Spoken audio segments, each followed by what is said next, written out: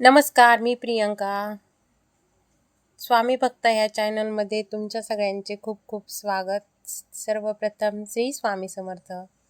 मैत्रिणींनो, आम्ही चाललो आहे अक्कलकोट येथे दर्शनाला. माझ्या लग्नाचा वाढदिवसानिमित्त मिस्टरांनी विचारलं होतं नेमकं काय घ्यायचं तुला, तर मी म्हणलं मला स्वामींकडे जायचं. तर म्हणले चला जाऊया. आदल्या दिवशी ठरलं आणि दुसऱ्या दिवशी स्वामींकडे निघालो. सकाळची पूजा आवरून घेतली. पूजा झाल्याच्या नंतर हे पहा आम्ही पोहोचलोय आता अक्कलकोटमध्ये. आणि एवढं ऊन होतं, चपला खूप लांब सोडलेल्या होत्या. खाली लेकरांचे पाय भाजत होते. स्वामी सहजासहजी दर्शन देत नाहीत.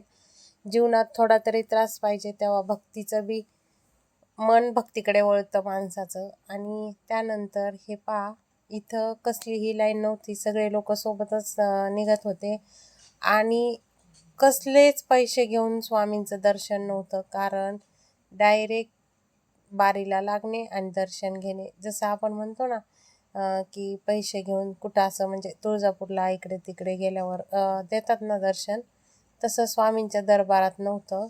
कारण बारी लागणे, दर्शन घेणे. त्यानंतर अर्धा तास आम्ही बारीला लागलो.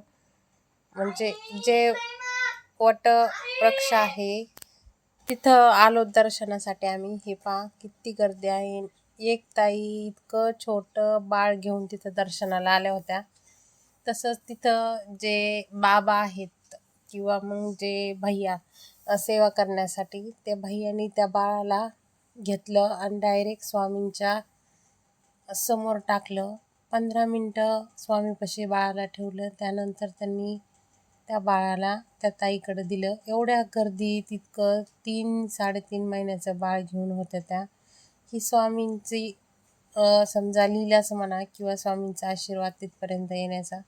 तसंच आत्ता तुम्हाला समोर जी स्वामींची मूर्ती दिसली ना, ते फोटो त्या फ्रेममध्ये एक 42,000च्या आपले जे रुद्राक्ष आहेत त्याचे बनवलेले आहे. त्यानंतर आम्ही निघालोय आता गावाकडं घरी. छान असं प्रवास झाला. तुम्हाला माझ्या अक्कलकोटचा प्रवास कसा वाटला नक्की एक लाईक करून सांगा. श्री स्वामी समर्थ.